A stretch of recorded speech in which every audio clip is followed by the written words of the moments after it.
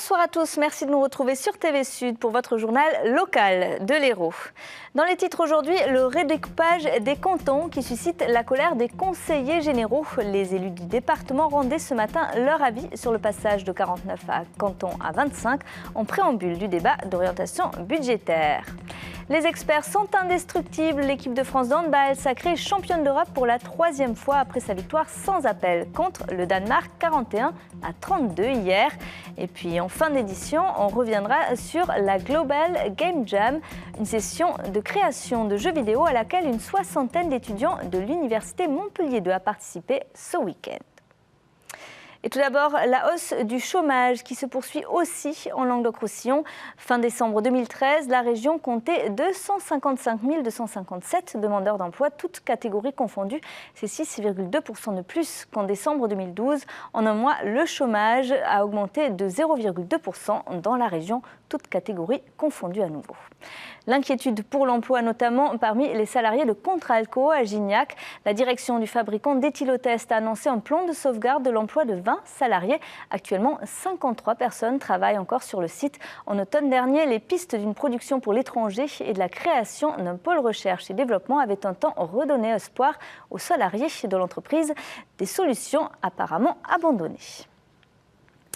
La déception et la colère des élus du département. Ce matin, 44 des 49 conseillers généraux ont voté contre le redécoupage des cantons présenté par le préfet ce matin en préambule au débat d'orientation budgétaire.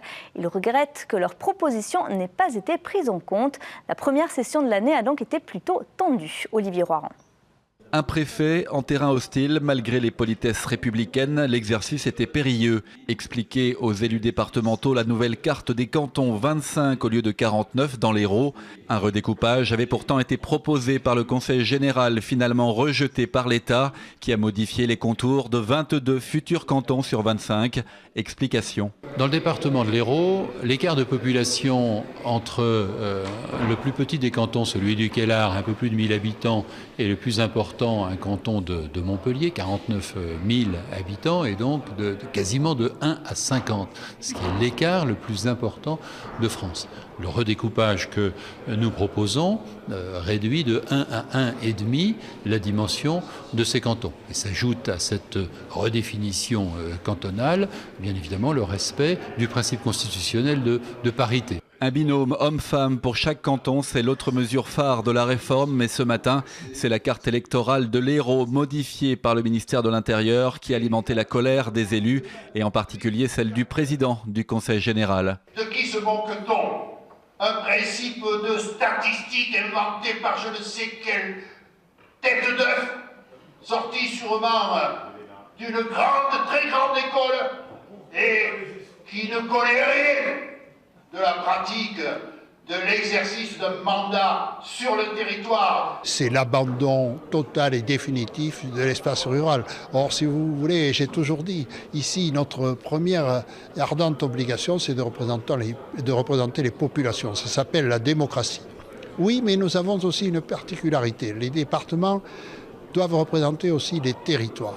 44 des 49 conseillers généraux ont finalement rejeté à main levée le nouveau découpage des cantons héraultais. Un simple avis consultatif en attendant un recours possible devant le Conseil d'État.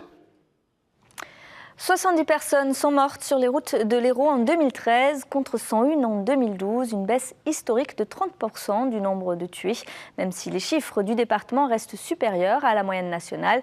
Ce matin, lors de la présentation des chiffres de la sécurité, le préfet a mis l'accent sur la forte hausse également des violences et des menaces, en augmentation de plus de 6% par rapport à l'année dernière, tout comme celle des vols avec ou sans violence. 52 889 faits ont été constatés en 2013. Pour 2014, eh bien, nous allons renforcer cette priorité sur la lutte contre les cambriolages, sur les atteintes à l'intégrité des personnes, les violences volontaires par exemple. Nous allons renforcer notre action dans les zones de sécurité prioritaire